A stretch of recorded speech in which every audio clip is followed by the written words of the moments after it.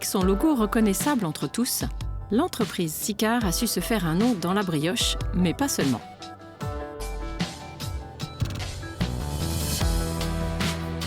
Implantée à Saint-Jean-de-Beugné, elle compte près de 250 salariés répartis entre les 30 points de vente et les 2 usines de production, pour un chiffre d'affaires consolidé de 19 millions d'euros.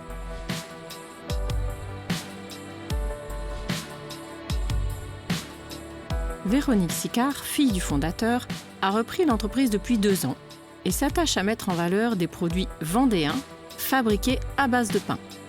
Elle nous en dit un peu plus. Bonjour Véronique Sicard. Bonjour. Merci de nous recevoir dans votre belle entreprise. Avec plaisir.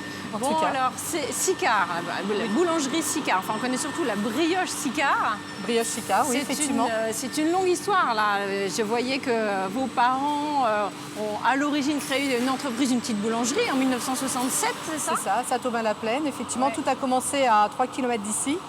Mon père boulanger au Fournil et ma mère avec un camion qui faisait les tournées de campagne. Bon, voilà. Et puis assez rapidement, en 1973, décision est prise de... Oui, alors de faire, on ne va pas parler de migration, il y avait 3 km uniquement. Mais par contre, c'était l'arrivée sur la 137. Effectivement, cette fameuse route mythique, tout au moins pour la région ouest, monsieur et madame Sicard avaient décidé effectivement de s'installer sur cette 137, d'y faire un magasin et un petit atelier attenant. Et c'est à ce moment-là que mon père a eu l'idée de faire de la brioche à l'année. Parce que la brioche est un produit de tradition vendéenne qu'au moment de Pâques. Tradition chrétienne, bien évidemment. C'est ça, donc décision est prise par votre père, en tout cas ce choix de dire je veux produire de la brioche tout au long de l'année. Tout à fait. Et donc il fallait se doter d'un outil de production pour ça. C'est ça. C'est vrai qu'il a fait partie des pionniers, il n'est pas le seul à cette époque-là, effectivement, on va avoir senti en fin de compte le marché ou quelque chose qui se passait. Quand on regarde effectivement sur la Vendée, vous avez tous les gros opérateurs brioche qui sont sur le même secteur. Parce que même si tout le monde ne fait pas de la brioche vendéenne, parce que la brioche vendéenne est un produit maintenant protégé, on a un IGP, on a réussi à protéger effectivement notre appellation. Tous les fabricants, on va dire, de brioche, même les autres, sont dans le même territoire. Très bien. Bon, alors donc... une porte d'entrée, on va dire, par la brioche, et puis très vite, finalement, une diversification, même si à l'origine, il y avait quand même ce métier de boulanger, donc il y avait quand même cette fabrication de pain. Oui, on est quand même avant tout boulanger. Brioche, mais boulanger. Bon, et puis donc une ouverture vers d'autres produits, donc des viennoiseries, du préfou. Maintenant, on est là juste... Alors voilà, là, le préfou, on fait un bond dans le temps, parce qu'effectivement, c'est 40 ans d'histoire qui se sont construits. C'est vrai que la particularité en plus de Sicard, c'est ses magasins. Oui. C'est vrai que notre notoriété est née plutôt de la brioche, mais aussi de nos propres points de vente. Je crois qu'on a tous mémorisé le logo brioche. Ils ont été vecteurs de notre communication et de notre notoriété. Et la viennoiserie, la pâtisserie, tous ces produits, justement, c'est parce que nous avions des magasins. Voilà, c'est un petit peu ce qui fait qu'on a une activité aussi diversifiée. Oui, c'est ça. Alors là, on est sur donc, le site de production qui est assez récent, depuis 2013, hein, c'est ça? Voilà, le nouveau site, septembre 2013. Bon, alors vous produisez quoi sur ce site? Alors, sur ce site, le pain. Oui. Mais le pain à destination des collectivités, donc les hôpitaux, les cuisines centrales, les collèges, les lycées, l'armée, les prisons. Ça représente quel volume de pain là? Alors, le pain, c'est pratiquement 5 tonnes de pain tous les jours en pâtes. 5 tonnes de pain? 5 tonnes de pâtes, voilà, de pâtes. Parce qu'il faut savoir que le pain, à la cuisson, perd 30% de son poids. C'est ça. Ouais. Voilà, pour avoir une baguette, il faut peser un pâton de 300 grammes, 320 grammes et arriver à une baguette de 200 grammes. Voilà, donc c'est l'idée. On y fabrique beaucoup de petits pains de 50 grammes justement pour les collectivités. Les magasins Sicard ne sont pas produits ici, étant donné que le pain de nos points de vente sont faits dans des boulangeries. Au Moulin, par exemple, on a une fabrication avec des boulangers et c'est cuit au feu de bois. Ça. Voilà, donc c'est vraiment deux choses différentes. Oui, c'est ça. Il y a une production sur site dans chaque magasin. On ira voir tout à l'heure, ça m'intéresse. Voilà, c'est ça, tout à fait. Et ici, on est du coup plutôt centré sur une clientèle avec un plus gros volume. Voilà, il y a peu maintenant d'opérateurs en pain frais parce que c'est vrai qu'en 2008, hélas, avec la crise de la farine, beaucoup ont dû fermer pour des raisons économiques. Donc maintenant, il reste très peu de personnes à faire ce métier-là, qui est un métier exigeant parce que c'est tous les jours, c'est la nuit. Quel que soit le temps ou autre, il faut livrer. les hôpitaux ont besoin, enfin voilà, c'est un lien social et on est obligé, je dirais, voilà, d'assurer cette prestation au quotidien. Alors si c'est un choix, hein, on est boulanger, donc on a voulu continuer à faire ce métier. Et vous restez centré sur des produits frais. En tout cas, le pain est frais et du coup, le personnel travaille la nuit pour pouvoir livrer en début de matinée. Nos boulangers et les livreurs, parce qu'on a bien évidemment pour faire du pain, enfin le pain frais, on a notre propre logistique avec une quinzaine de petits camions qui sillonnent voilà, le territoire. D'accord, très bien. Bon, là, on est centré un petit peu sur le pain. On parlait tout à l'heure du préfou. Je veux bien en savoir un petit peu plus. Alors, ce que je vous propose, c'est que nous allons retrouver maintenant Éric Pacreau, qui est le responsable de production du site, qui va nous expliquer un petit peu comment ça se passe pour le préfou vendéen.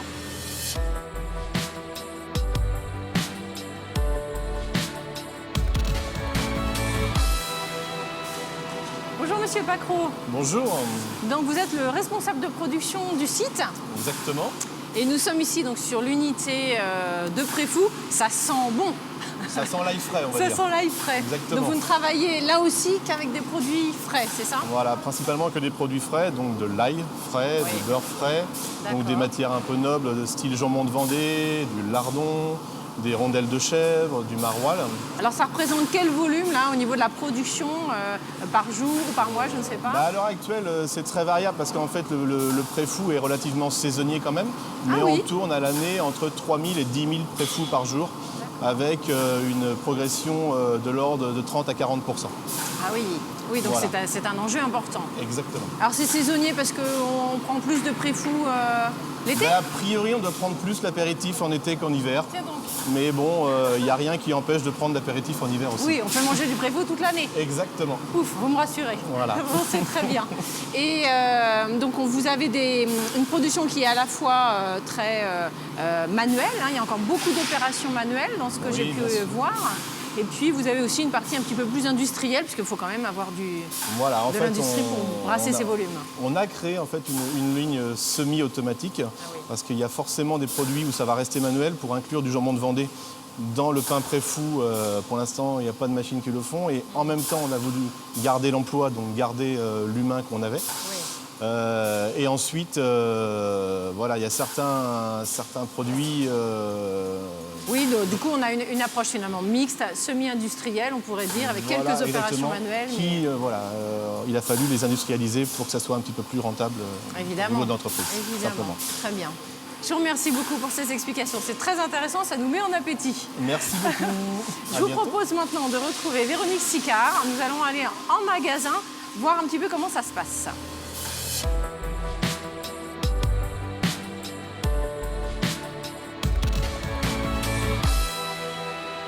Alors, Véronique Sicard, je vous retrouve dans une de vos 30 boutiques. Oui, tout à fait, celle de Luçon. Celle de Luçon, appelée, donc... voilà, le moulin. Enfin, c'est le petit nom qu'on lui donne effectivement par rapport à Luçon, le moulin de Luçon. D'accord.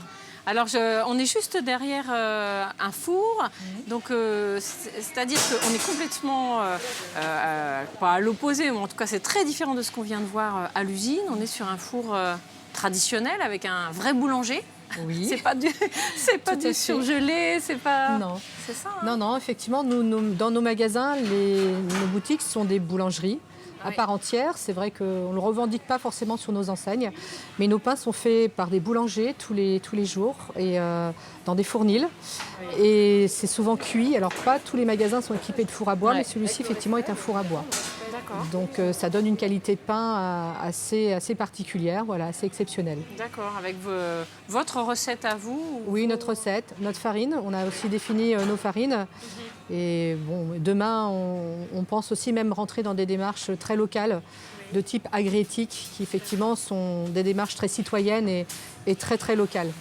D'accord, qui consiste à faire travailler des producteurs locaux. Voilà, des agriculteurs du coin, et ça leur garantit aussi effectivement un salaire. Ils ont obligation de mener des opérations aussi environnementales. Donc ça donne beaucoup de sens, je dirais, au métier du boulanger. C'est avec un rôle sociétal, comme on disait tout à l'heure. Voilà, tout à fait. Une responsabilité, voilà, tout à fait. D'accord, très bien. Bon alors, et l'avenir, parce que là on a un rayonnage qui est très fourni. On a vu tout à l'heure la diversité avec le préfou notamment. Là il y a des sandwichs. Alors c'est quoi la suite pour vous là? Alors la suite, effectivement, c'est toute l'ambiguïté de Siccar et c'est vrai que depuis 40 ans, on gère cette diversité d'activités, l'activité magasin et l'activité de production. Oui. Nous souhaitons maintenant entamer d'ici un an tout un programme de rénovation de nos magasins, que ce soit au niveau, je dirais, de leur relooking, on va dire, au niveau du concept architectural, mais même au niveau de l'offre commerciale. Et ça, c'est le prochain projet. Donc voilà, c'est encore... voilà, on a fait l'usine, effectivement, il y a 2 ans, 3 ans. Et maintenant, on va se concentrer sur la partie point de vente parce qu'on veut que dans le futur, les magasins soient vraiment une vitrine du savoir-faire Siccar. Notre vitrine, voilà, de notre savoir-faire. Alors, ça va aller jusqu'où? Est-ce que finalement, on se dit, est-ce qu'il n'y a pas un peu un glissement du cœur de métier de boulanger à l'origine, qui va de plus en plus vers le traiteur? Est-ce que demain, Siccar fera, je sais pas, des pizzas ou d'autres produits de ce type? Alors c'est vrai que quand on parle, le dernier développement chez nous était le préfou, mais ça reste un produit vendéen. Oui. Pour nous, ce qui est important, c'est la pâte à brioche, la pâte à pain. Et on restera de toute façon dans cet univers-là. D'accord. On suivra le marché parce que bien évidemment, il faut être à l'écoute de ce que les consommateurs veulent, de ce que le marché veut.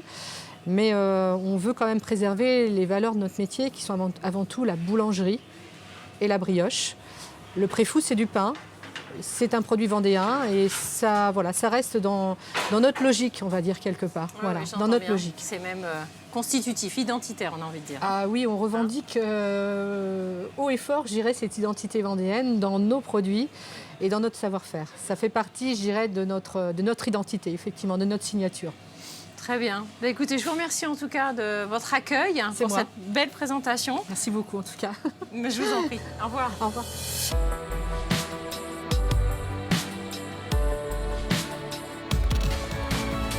Véronique Siccar montre qu'un ancrage territorial couplé à une diversité d'offres de produits peut permettre le développement d'une entreprise. En implantant son entreprise à Saint-Jean-de-Beugné, elle assoit son identité vendéenne et fidélise ses salariés historiques porteurs du savoir-faire. Et ça, les clients ne s'y trompent pas.